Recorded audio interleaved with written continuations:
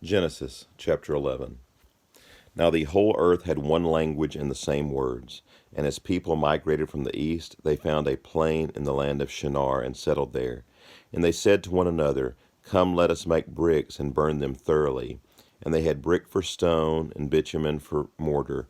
Then they said, Come, let us build ourselves a city and a tower with its top in the heavens, and let us make a name for ourselves, lest we be dispersed over the face of the whole earth.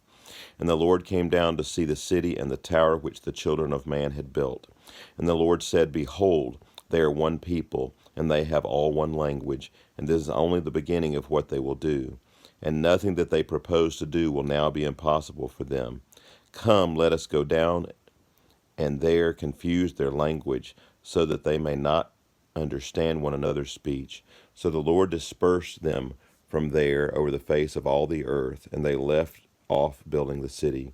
Therefore its name was called Babel, because there the Lord confused the language of all the earth. And from there the Lord dispersed them over the face of all the earth. These are the generations of Shem. When Shem was 100 years old, he fathered Arpachshad 2 years after the flood. And Shem lived after he fathered Arpachshad 500 years and had other sons and daughters. When Arpachshad had lived 35 years, he fathered Shelah. And Arpachshad lived after he fathered Shelah 403 years and had other sons and daughters. When Shelah had lived 30 years, he fathered Eber. And Shelah lived after he fathered Eber 403 years and had other sons and daughters. When Eber had lived 34 years, he fathered Peleg. And Eber lived after he fathered Peleg 430 years and had other sons and daughters. When Peleg had lived 30 years, he fathered Reu. And Peleg lived after he fathered Reu 209 years and had other sons and daughters. When Reu had lived 32 years, he fathered Serug. And Reu lived after he fathered Serug 207 years and had other sons and daughters. When Serug had lived 30 years, he fathered Nahor. And Serug lived after he fathered Nahor 200 years and had other sons and daughters. When Nahor had lived 29 years, he fathered Terah. And Nahor lived after he fathered Terah 119 years and had other sons and daughters. When Terah had lived 70 years, he fathered Abram, Nahor, and Haran.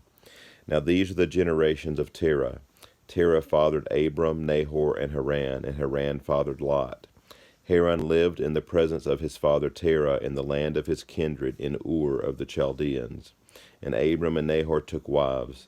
The name of Abram's wife was Sarai, the name of Nahor's wife Milcah, and the daughter of Haran, the father of Milcah, and Iscah.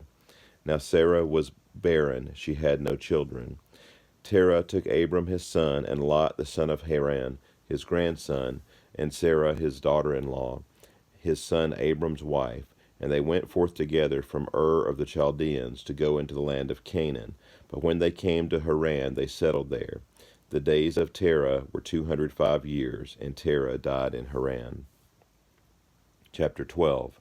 Now the Lord said to Abram, Go from your country and your kindred and your father's house to the land that I will show you, and I will make of you a great nation, and I will bless you and make your name great, so that you will be a blessing.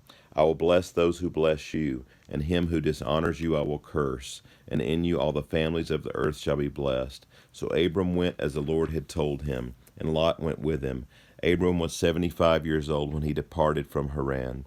And Abram took Sarah his wife, and Lot his brother's son, and all their possessions that they had gathered, and the people that they had acquired in Haran, and they set out to go to the land of Canaan.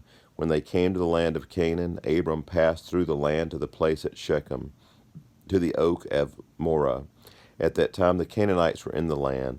Then the Lord appeared to Abram and said, To your offspring I will give this land.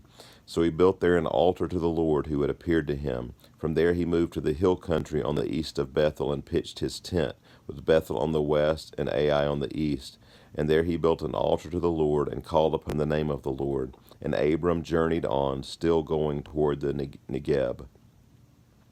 Now there was a famine in the land, so Abram went down to Egypt to sojourn there, for the famine was severe in the land.